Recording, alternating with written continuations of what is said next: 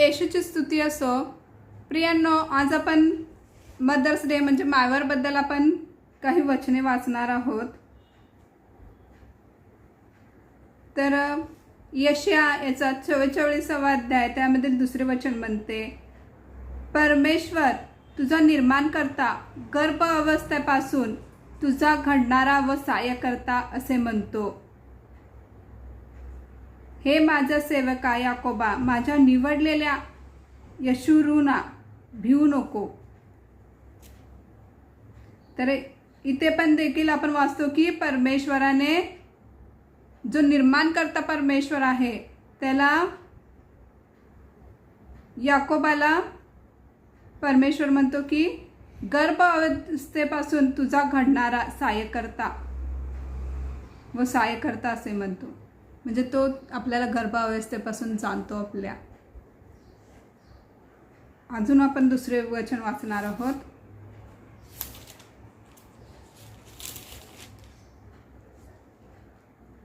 यशया याचा 15वा अध्याय त्यामधील 50वा अध्याय त्यामधील 15वे व 16वे वचन. स्त्रीला आपल्या पोटच्या मुलाची करुणा येणार नाही, एवढा तिला आपल्या तान्ह्या बाळाचा विसर पडेल काय. कदाचित स्त्रियांना विसर पडेल, पण मी तुला विसरणार नाही. पहा, मी तुला आपल्या तळहातावर कोरून ठेवले आहे.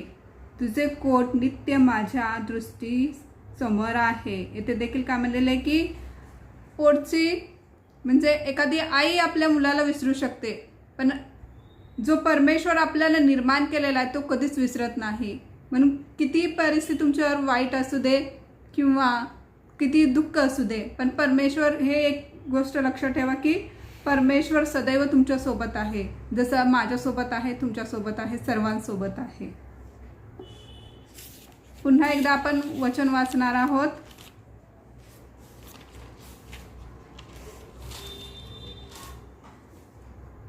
यशया याचा 66वा अध्याय त्यामधील 13वे वचन. जशी एखादी आई त्यांचे सात्वन करते तसे मी तुमचे सात्वन करेन. तर येथे सात्वन कोण करणार आहे, तर परमेश्वर आपले सात्वन करत आहे. जसे एखादी आई त्यांचे सात्वन करते तसे मी तुमचे सात्वन करते. तर इथे आपल्याला कोणाची दुसऱ्यांची आवश्यकता नसते, तर इतर दुसऱ्यांपेक्षा परमेश्वर आपल्याला खूप जाणतो. आपण पाहिलेलं आहे की वाचलेलं आहे